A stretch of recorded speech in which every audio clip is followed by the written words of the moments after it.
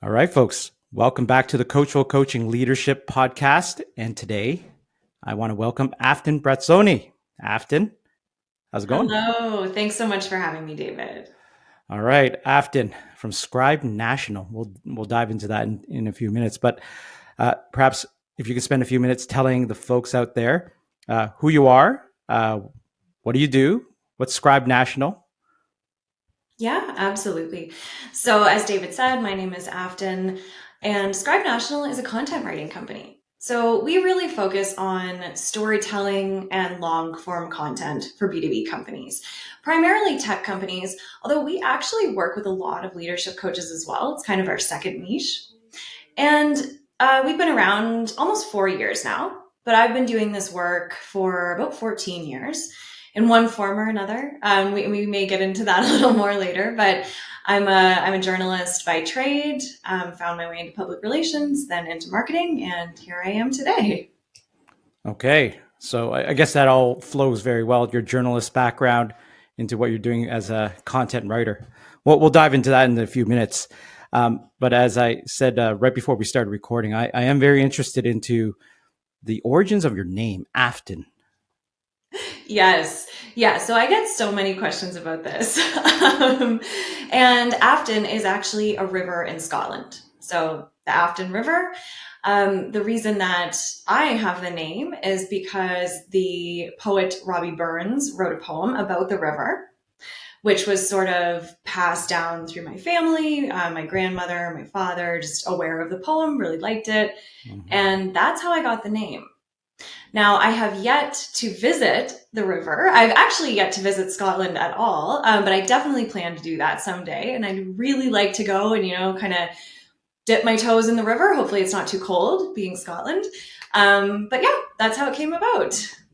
Oh, well, I'm interested in visiting Scotland as well, but for different reasons. I've been told the distilleries there are wonderful and there's a lot of history there. So I'd love to visit for that reason and visit the river too. Of course. I mean, why not do both while you're at it? Yeah, dip our toes in the Afton River. Right. All right. Well, thank you very much for that, Afton.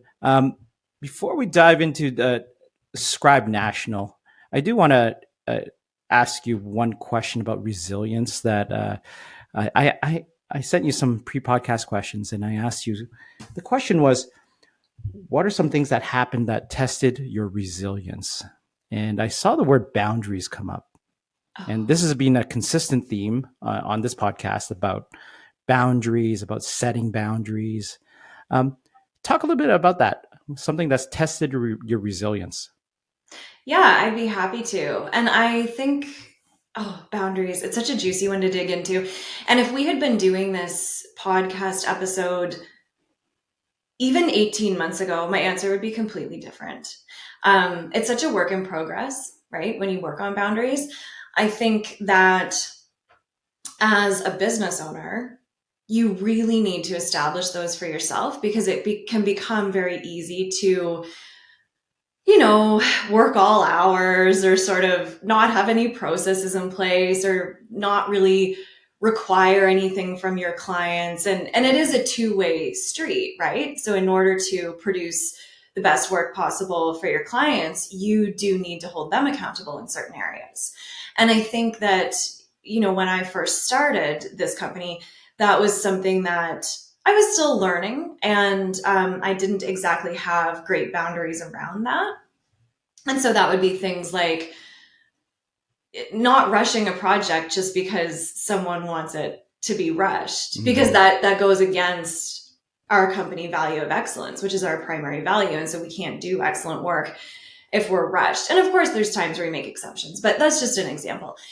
Or, as a business owner, if you have a certain payment structure and you charge a certain way, that's for you to decide. That's not for, a potential client to come in to decide for you. And so those were just things that I think maybe I didn't realize or I needed to learn the hard way. And, boundaries with your time, boundaries with what you're sort of willing to allow people to have access to you and things like that. And I've had to put lots of that in place with my schedule so that I can get the things done that I need to get done. But in terms of the link between that and resilience, I always try to keep my capacity at about 90%. And so I want to preface that by saying that has nothing to do with our effort. Totally different. So we're giving, 110% effort, but I don't like to be at 100% capacity, because then when issues inevitably crop up, right? We were talking before this episode about putting out fires, and things always happen, and they do. And so I find that if we're already at 100% capacity, it's a lot more difficult to tap into that resilience that's needed to sort of push through and make it through. And so what has enabled me to have that capacity boundary, to have that capacity buffer is the boundaries, because otherwise you're just constantly at the whim of somebody else. And I think in the end, with strong boundaries, it serves you better as a person. You're able to show up for your family better, able to show up for your clients, your team, all of those things better. Yeah. Thanks for sharing that. It's boundaries are. There's negative connotations sometimes when someone hears a boundary. It's like, oh, I'm limiting myself. Actually, no, you're making yourself better, right? And you're actually more available for other people. You're more available for yourself. But I've been reading a lot about that recently, and how folks attach. You said 90% capacity. I know folks working at 150, right? And something else crops up, they burn out. And in one of the previous episodes, talking with Kelly, we're talking about burnout. I think there's individuals who do it to themselves as well, right? So another podcast, I think. Oh yeah, but I do just have to say one thing that you've just sparked. That's the thing. It's not always about boundaries with other people. It's about boundaries with yourself too. And I think sometimes those are the hardest ones. It is.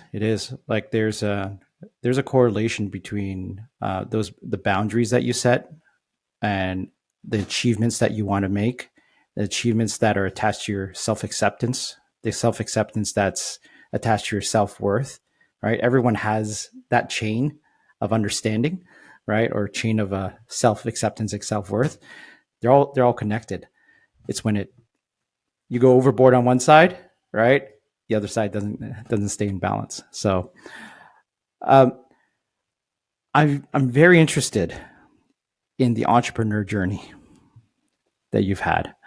So if you could spend a few minutes talking about what inspired you to start Scribe National, and talk about what was the gap that you saw in the industry? What was the opportunity that you saw? Oh yeah, I love to talk about this. And I'm interested in all kinds of entrepreneurial journeys too. So I just think it's a fascinating topic. With Scribe, it really comes down to one thing, which is my love for the craft of writing. We're a content marketing company, of course, but I am a writer first. I really am. That's sort of who I am at my core. And it was probably, although I never planned to be an entrepreneur, it was probably inevitable that I needed to find a way to do more writing. And so I think that's how it came about. I was working in a marketing role at the time. I'd been working for other companies for 10 years and just really felt like I'm not doing enough writing. And so this is kind of the way to do that. I had always freelanced, but it was, really a decision to say, okay, hey, let's make this a company and see where it goes. And the pandemic quickly rolled around after that, 6 months after I'd started the company. 75% of the workforce at the place that I worked we were all laid off. And so it was this really sort of transition where it just pushed me further into doing the company full time. And we've been going on an upward trajectory ever since and have never looked back. But in terms of the journey, like I said, it was not something that I actually planned. I don't come from an entrepreneurial family, but it was really about getting to fulfill that passion of writing. And now we get to do that every day. And it's pretty incredible. Well, and it actually comes back to that, right? So with the marketing industry, obviously it is extremely fast paced. Things are changing all the time. And there's a lot of emphasis placed on kind of the flashy tactic of the day, or, the new trend, or what have you, the TikTok, the Instagram reels, whatever it is. All those things can be useful and they can serve, their own purpose in a certain time and place. But what I saw as a gap was really a commitment to what I call impeccable writing. And it's honestly just coming back to the foundations. And it's about, before we try to like launch this super flashy campaign or hop on this bandwagon or do this or that, like the wheels were falling off, I would notice, because companies would have this great social media presence, this wonderful website, but the words really fell down. The messaging fell down, the writing wasn't there. And that's the gap that we seek to fill. And so we seek to fill that, with original content that is really crafted from my background as a journalist. That's how we kind of take our approach to things, subject matter expert interviews, really focused on building credibility and trust for our clients with their buyers. There's kind of two sides to it. So there's kind of like the heart, I guess, and then there's the technicalities. And I certainly won't bore you with all of the technicalities of it.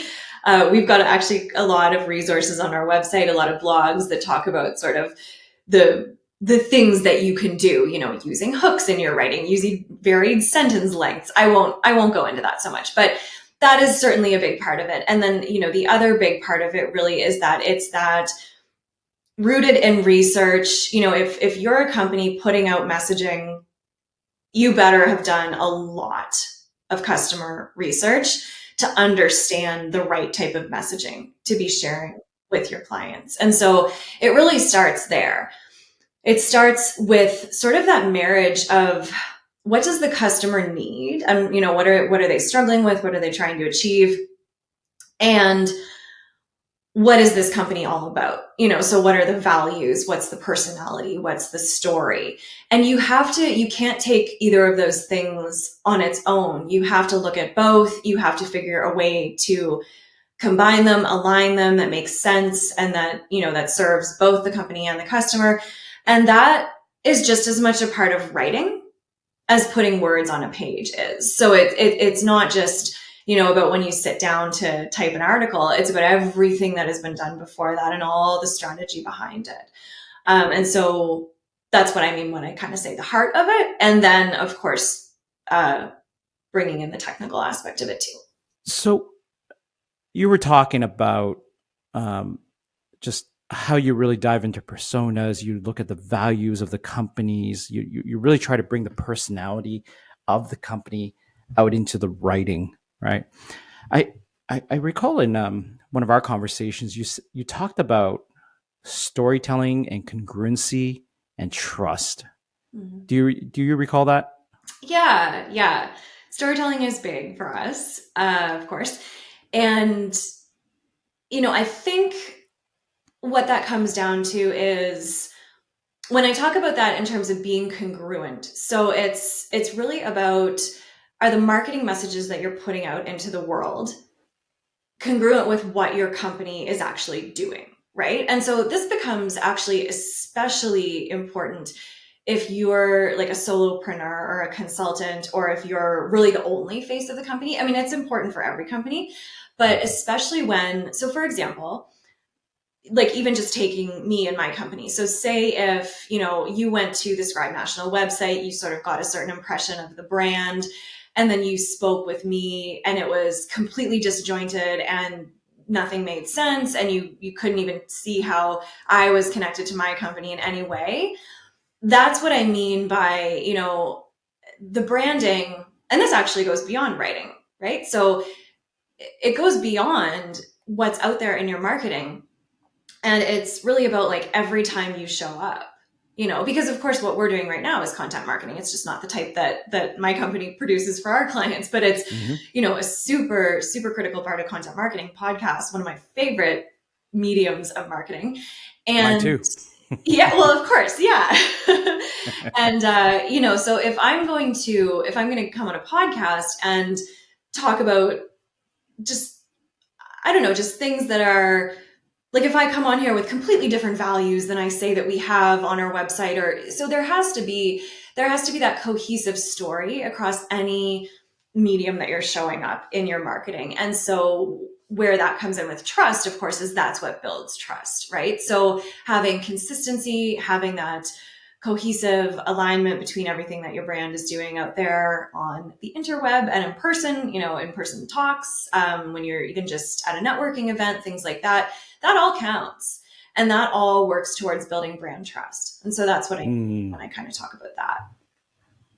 So, when it comes to like building brand trust, like, are you able to talk about some customers you've worked with and what you've done for them? Oh, yeah, of course. So, one of the main things that we work with our customers on is, well, actually, customer stories. But so not stories about them, but stories about their own customers. Mm-hmm. And we find that, and that's also known as a case study. A lot of the times in the B2B world, it's referred to as a case study. But those are one of the best long form content assets for building trust and really a sales enablement tool, because if you think about sort of the whole social proof aspect of those, it's not the company going out there and saying, look how great we are, look at all these amazing things that we've done. It's them telling the story from their customer's point of view, making their customer, the central character in the story, or the protagonist, if you will, and talking about the challenges that they overcame. And it's not about X company came in and saved the day, but it's about, okay, how did this customer find the solution, leverage it with their own internal smarts and know-how and skills, and how did they create a result out of that? And so that's one way, I think. And I mean, of course, we're going to have times in our marketing many times where the content that we're producing is not social proof content. But, and that's okay. But I think every company, especially in B2B, needs a really strong suite of case studies, customer stories, or testimonials that really speak to that. And actually, I just posted something on LinkedIn this morning where I was talking about 3 of these really lovely messages that we got from our clients this week alone. One of them was talking about how no one else has been able to articulate their voice in a way that sounds like them. Someone else was talking about some subject matter that was kind of sensitive that we had written about, and how we handled that with care and things like that. And another one was, just singing the praises of the writer who worked on the project. And so it's those things. And of course, you always want to make sure things are handled properly with confidentiality and permissions and things like that. But the reason I posted that on LinkedIn is for that exact reason. It's to celebrate our customers, to celebrate our clients, but it's also to show that social proof. Because I could show up and say, my company's so awesome, or I could literally just use my customers' words and put them at the heart of it and let them speak. And so that's kind of where that all comes back to, with how we help our own clients with that. Social proof. All right. And how do you leverage social media with that social proof? Yeah, so we are not a social media company, so we don't offer social media services or anything like that. That's definitely a whole other ball game on its own. But we always encourage our clients to use that as a distribution channel for the content that we create for them. And of course, in terms of Scribe National and our own social media, we're very active on LinkedIn as well as Instagram. And so again, it's just, it's sharing testimonials, it's sharing the work that you've done for people. And I think this applies to all entrepreneurs, right? If you've got a business, nobody's going to know what you're doing unless you tell them. And so you've got to come out there and sort of explain how you can help people, share the results that you've gotten. And social media is a great vehicle for doing that, for sure. Okay.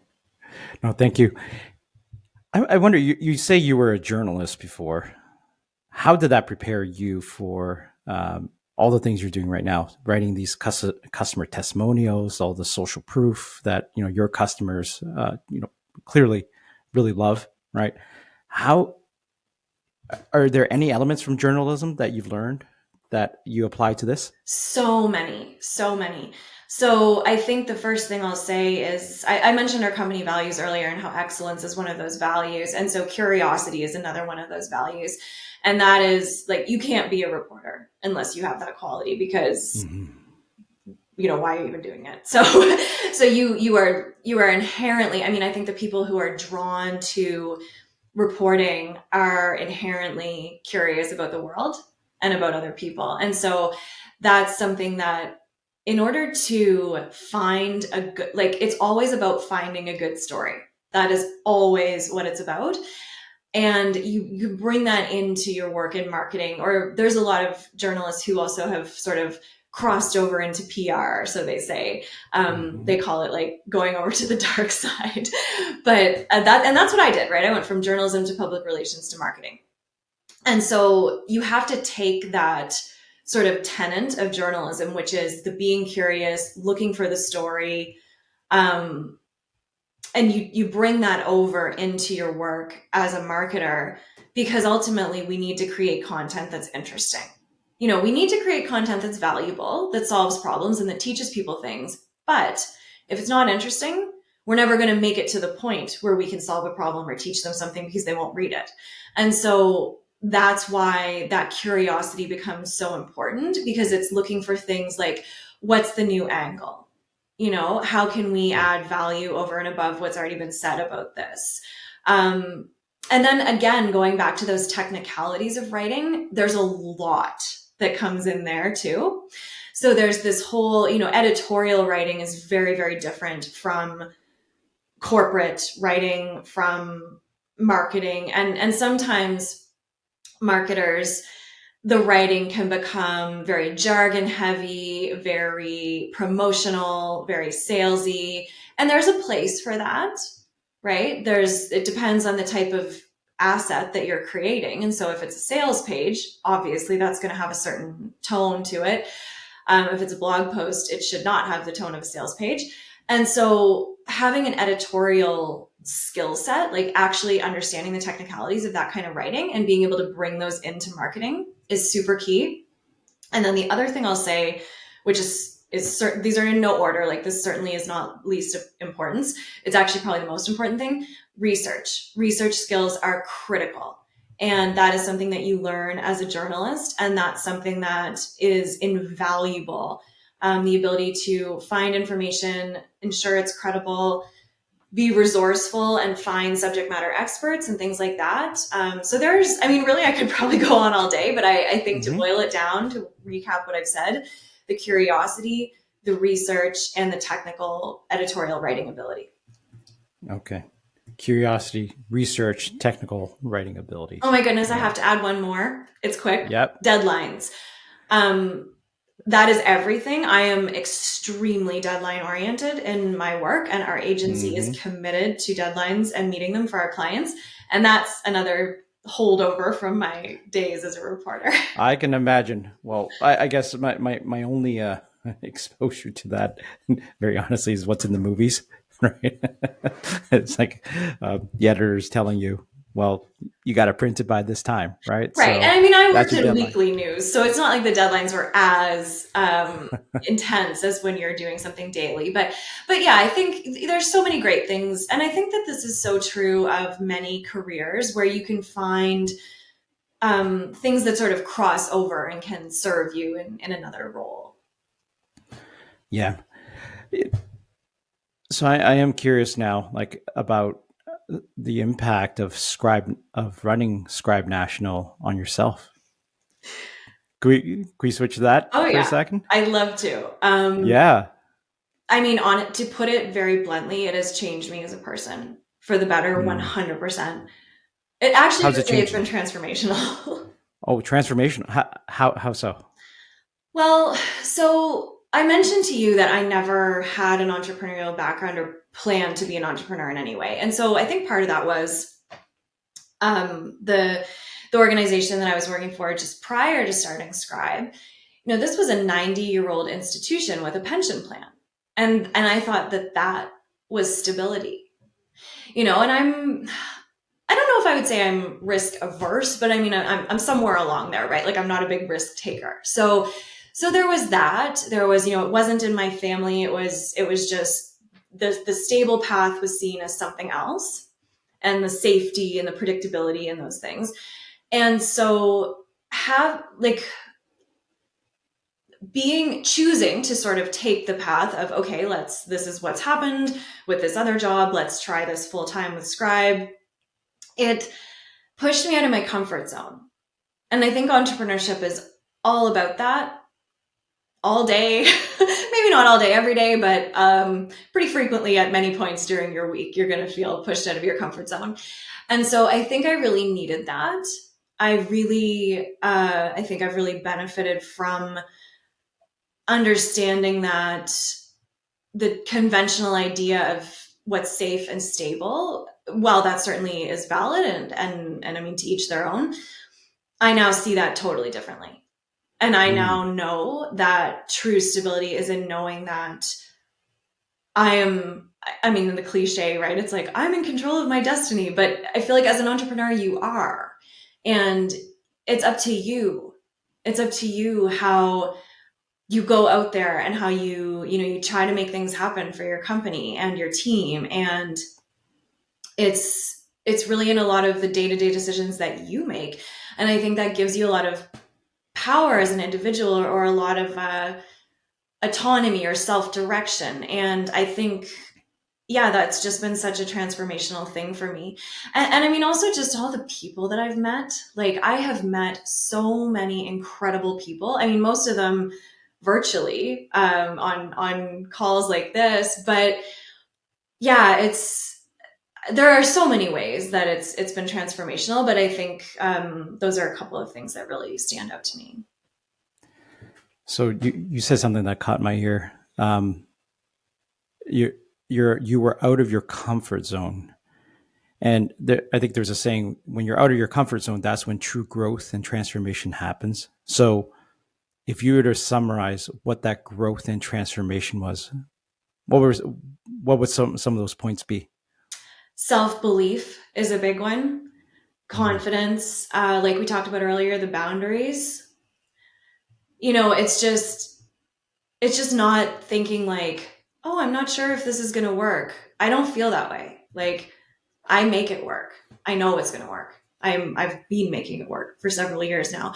And I think that there's just that's incredible. It's just that agency, right? I don't mean agency as in like marketing agency. I mean that self agency that, you can make these choices, you can make these decisions, and you can make progress in your life based on that.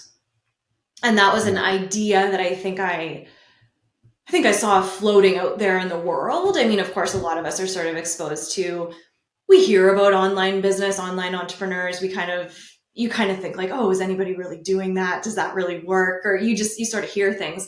And yeah, I was exposed to the idea, but until you're kind of in the shoes and actually kind of making a go of it, you don't really know what you're capable of, I guess. And now I do. And I'm very proud of that.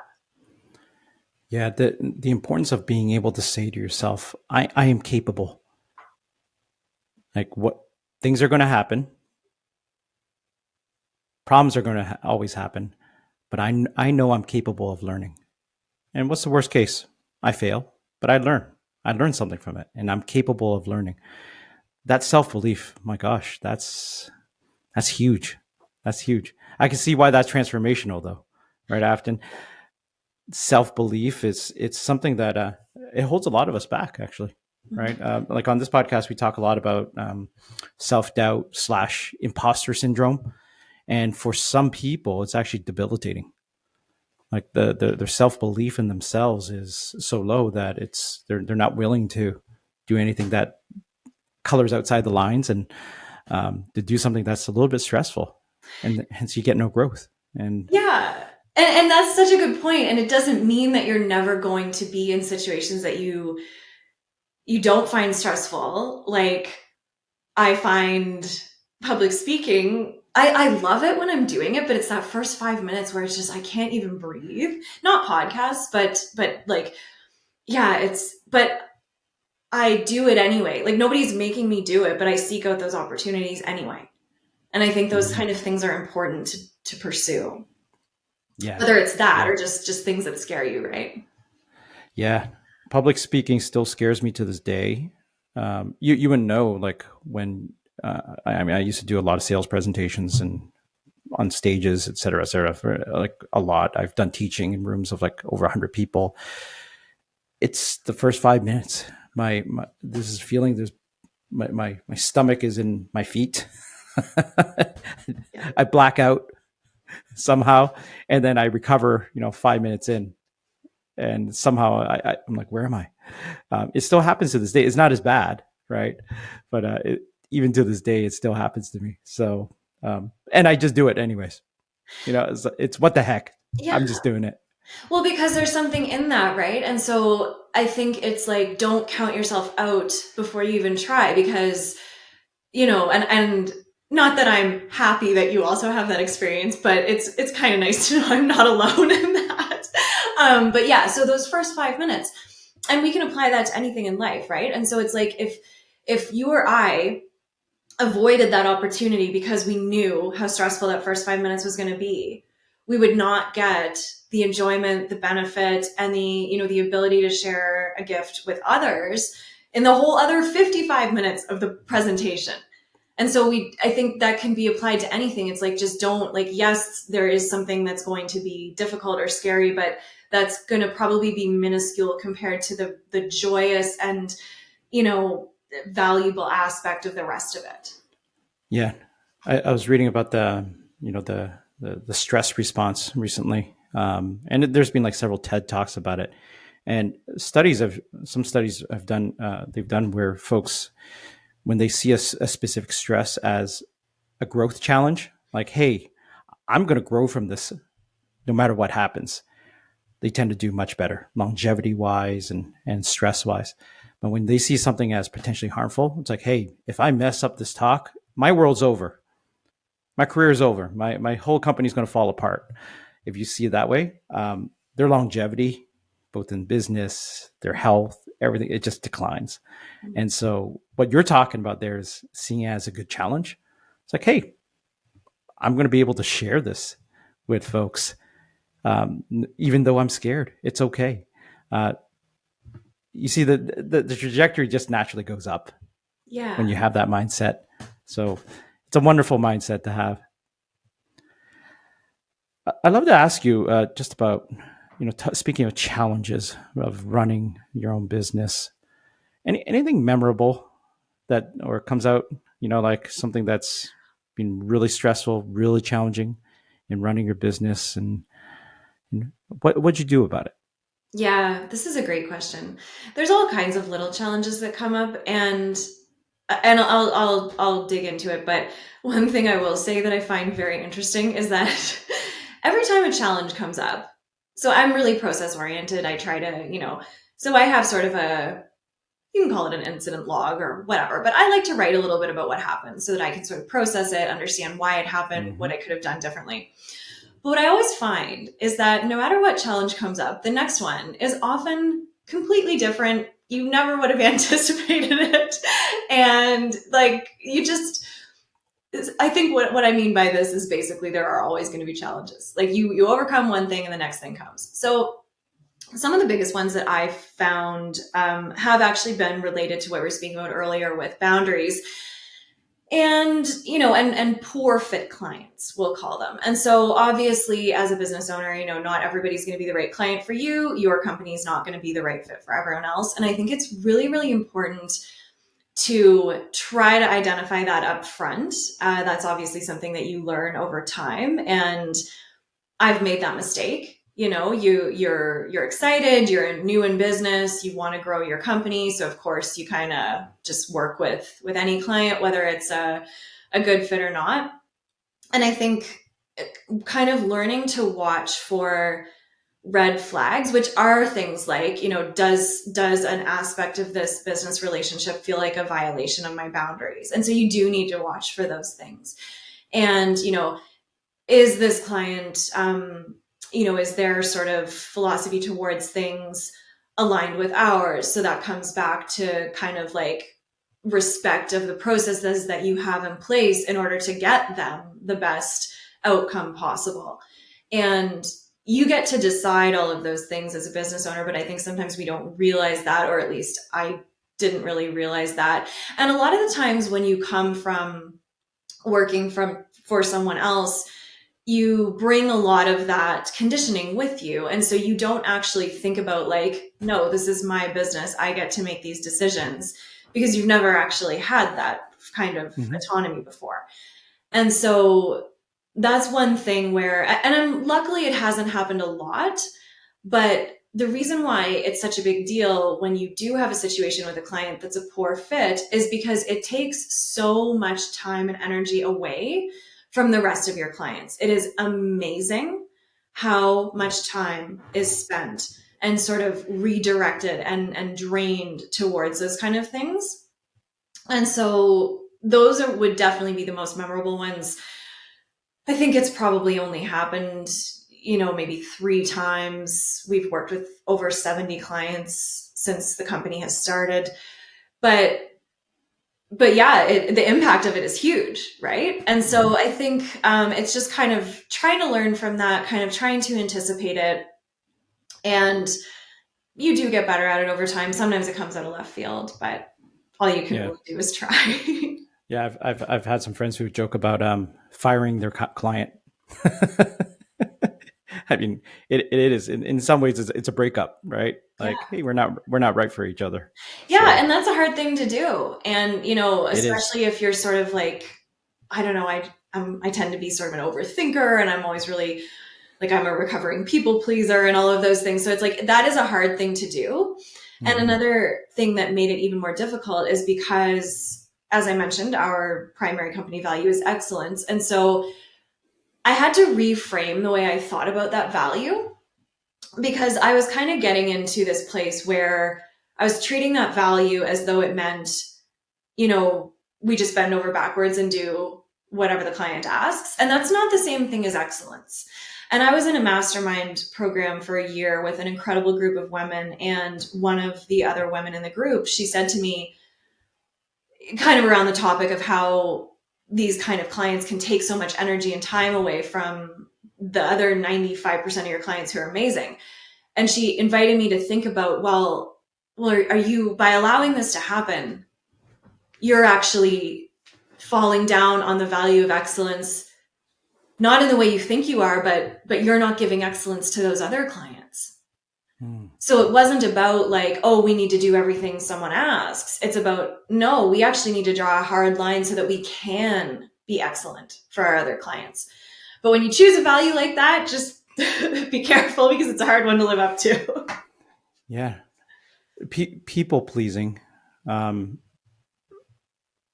You mind if we dive into that for 1 second? Oh, sure. Yeah. What's what's behind that, and how did you overcome it?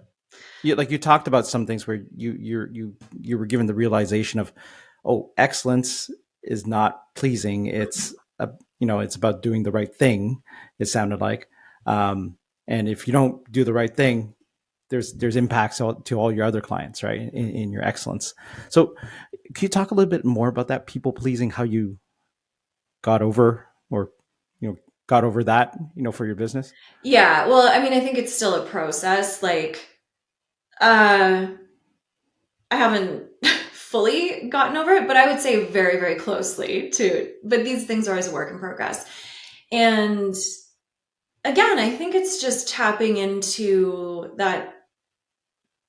You got to trust yourself, right? Like you have to trust that you are making the right decisions for your company, for your team. You've got everybody's best interests at heart, including those of your clients, and that this innate knowledge is there and deserves to be listened to and valued. And so it's only when we can sort of trust ourselves that we, I think, stop looking outward for that validation. And again, I have not figured this out 100%. So I just want to be very upfront with that. And in this, we're all a work in progress. Yeah. Right? And this extends. That's why we have this podcast. Of course, right. This is why we have podcasts like this, where we can sort of, okay, like I'm not alone in this, and I'm going to learn and work on this. But it actually does come back to like self-trust and I guess being true to yourself, right? Because the opposite of that is that self-betrayal that comes along when you don't hold up your boundaries and you don't you know Hmm. focus on things like that. Okay. So I guess like if you were to give advice to other business owners out there who are people pleasers, what advice would you give them on, a few steps right now they can take to start moving in the right direction? Yeah, I think I would just say that just pausing in the moment before you sort of have that reaction that you always have, which is just to people please, right? Before you have that reaction, it's just pausing in the moment and it's thinking about like, what do I actually want to do in this situation? And what do I feel is the right outcome? And then, like, what do I need to feel like I'm honoring what's important to me? And just, even if it's just pausing enough to think about those things, that might be able to guide you in the right direction as opposed to just doing that sort of like knee jerk reaction that you always do because you're not wanting to ruffle feathers. Hmm. Okay. Very much like intercepting that thought, right? Yeah. That's really the only, I think, I think that that's the only way I know to sort of overcome that. Yeah. I appreciate that.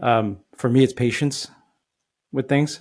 I can be very impatient and I have to tell myself, pause, just be quiet for a minute and just be patient. I have to be very conscious sometimes. Like certain situations will trigger it. And I have to actually tell myself very consciously, pause, Dave, and just be quiet. Like it's awkward to be quiet. And then I speak up or then I do what I want to do. So I just love that that. interception. Yeah, it's almost like you're moving this direction, intercept, stop. Yeah. Well, thank you for sharing that advice to other founders and entrepreneurs. As for yourself, like you have a small team Yeah. of people who work with you and work for you. I guess when you think about this team, like what sort of culture do you want to build at Scribe National? Yeah, I think I want to build a culture where we can openly communicate about things. I think that's always been something that's important to me, and where we know that we can discuss things, points of view will be valued, right? And where, I mean, I wouldn't go as far as to say like this theme I see sometimes nowadays where companies are like, "Oh, we're a family." I don't know. I think that again, it's like we're bringing our best selves to work and we need to excel in that environment. But I actually don't want to encroach on someone's true family time or Yeah. life. So I think there's that too, right? And they're all entrepreneurs in their own right. And so it's a culture, like I said, of openness, of being able to share things, right? The things are going to be valued. Ideas, of course, we need creativity and ideas in a line of work like this, so something where that's welcomed. And of course, um I'm going to go back to it again, but that level of excellence that we do bring to the craft and a real level of care with that. And I know that all my team does share that. We really are passionate about what we do, we want to bring our best to it. And yeah, I think just having fun while we're at it is key as well. Having fun, creativity. Uh, creativity. I noticed I was looking at your website. There's a website. You're an artist, aren't you? Yes. Yes. You're an artist. You mind if I share that on the screen right now? Oh, of course. Please go ahead. Yeah, because I do want to. Here's some of you. Here's some of Afton's artwork right here. You can see my screen, right? Yep. Yeah, these are beautiful. Thank you so much. You want to tell folks a little bit more about what you do here? Like, Sure. you're an entrepreneur, running your own business, and you're an artist. You want to talk more about that? Yes, yeah. So I definitely consider myself a multi-passionate person. um, so I mean, Scribe National is really like my, this is my full-time gig. But yeah, I'm an oil painter, and so I started that journey 3 years ago.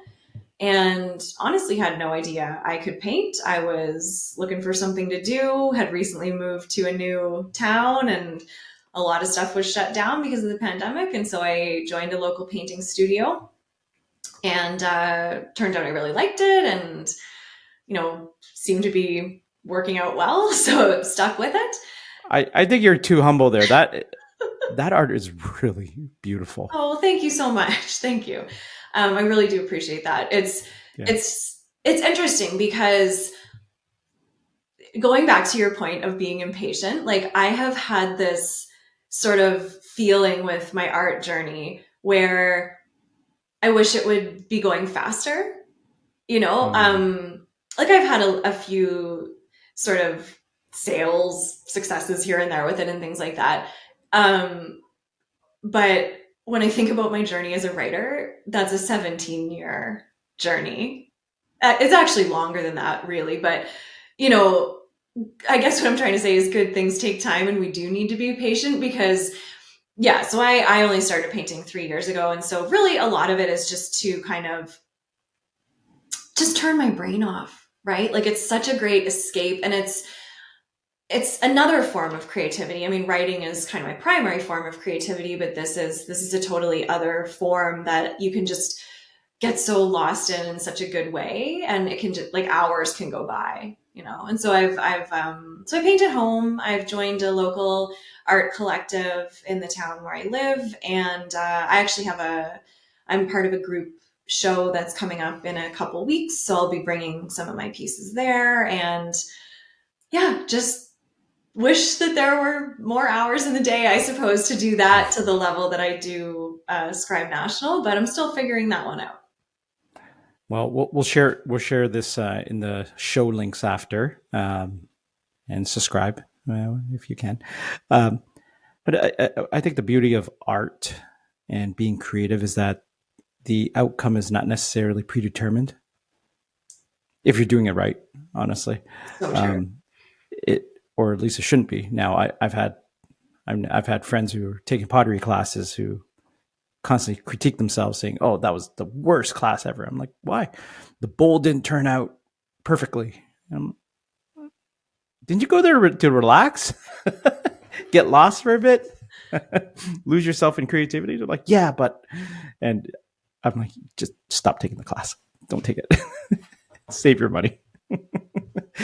um, so, a couple more questions, but I'm just curious. Like when you look at Afton, Afton, named after the river. You're a founder of Scribe National. You lead a team.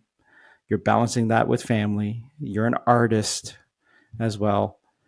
When you look at all that, how would you define success and happiness? Oh, that's such a good question. I think that it's about getting to do the work that you love to do. Like I mean, I'd be lying if I said that I don't get caught up in some of those traps that we as entrepreneurs get caught up in, which are like, you want to achieve a certain level of revenue, you want this or that, and of course, right? Like those things definitely play a role in my mind. But there are so many days when I'll just tell my husband, like, I literally feel blessed to get to do the work that I do, and that is no exaggeration. And I Mm. think, I mean, if that's not success and happiness, like I don't know what is. Yeah. So yeah, I think it's really just getting to do work that you love and pursue things that you love, right? It doesn't always have to come back to work. It's like getting to make time for yourself and set aside the time to do the things that you love, whether it's saying like, I'm going to give myself 3 hours of uninterrupted time to work on a painting, or I'm going to take that trip to, like, travel is a really big thing for me as well. And like I'm going to make this happen, and Mm-hmm. holding those commitments to yourself because you know that they bring you joy and they make you better for everybody else that you're around. Mm-hmm. Yeah. It's doing what you enjoy, doing what you love, doing what you're passionate about. That's so important. And I think folks, we would have a happier world everywhere if more folks were able. Some folks aren't able to do that. Yeah. Granted, right? But if you are able to, and a lot of us are able to, make the choice. Right? We talked about choices. Right? You got to make the choice to do so. Yeah. Yeah, for sure. So, second last question to you, Afton. What advice would you give to the 20-year-old Afton? I love this one too. I mean, I would firstly just say like stop taking everything so seriously. Would I she would say listen? that definitely, but I would also say that that be open to things not working out the way you necessarily think that they will, but working out even better. Hmm. How would she respond to that? Oh, I don't even know. She'd probably be like, "I know everything. Don't tell me what to do." Talk to the hand. Oh, who knows? But yeah. Oh, well, that's great, Afton. Well, Afton, I always leave the last question to my guest. And so I'm going to give you the last question to ask me. Oh, wow. Okay. If you could interview any guest on your podcast, who would it be? Geez, there's there's a lot of people I would want to interview here. Geez, um, Tim Ferriss is one person. Joe Rogan, another. You go to sports. I would love to talk to Wayne Gretzky. Um, you go to, geez, there's a lot. Michael Jordan. Talk to some of those guys. Get Warren Buffett on here as well. So there's a lot of people I would love. I have this wish list of dream guests that I would love to have here. I've actually been listening to this one lady who she does like a career coaching. It's Amy Bateman out of the UK. I would love to have her as well, right? But there's some folks who are like, I don't think they'll make the time. Get in line, Dave. So there's a number of folks that I would love to talk to that I admire. But one of the blessings for me is that through starting this podcast is I start off. It's almost like a tree growing. I start off. My roots. I have a large network of people that I've had the privilege of meeting over the years, and it's branched off, and someone introduces someone else, and that's actually been very fulfilling for me.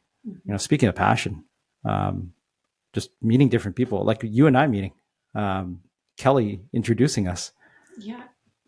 It's a wonderful thing, and now I know you, and you know me, and it's been so fun to be able to do that.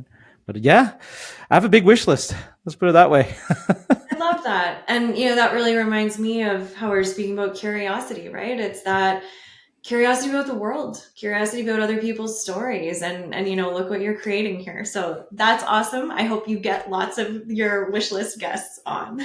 Yeah, at some point. Well, I'm doing this out of passion, and so back to what you're saying, success and happiness. I feel I have success and happiness because this is one of the things I get to do.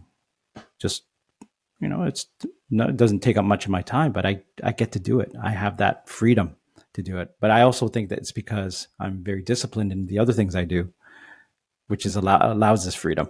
So doing Exactly. all And the you other make the choice, right? You show up and you yeah. do this. Well, you got to do the other things right too, right? Like my day job, I'm a leader in an organization, and you got to do that job right. If that job isn't being done right, and people don't know what they do, they're always coming to me to solve their problems. They can't think on their own. I haven't done my job, and I wouldn't have the freedom to do something like this, Yeah. right? And so yeah, blessings. Well, Afton, uh, it's been a good time with you. Yes. We It's can keep going. great to be on. Thank you so much. Well, I appreciate your time. All right. Take care, David. All right.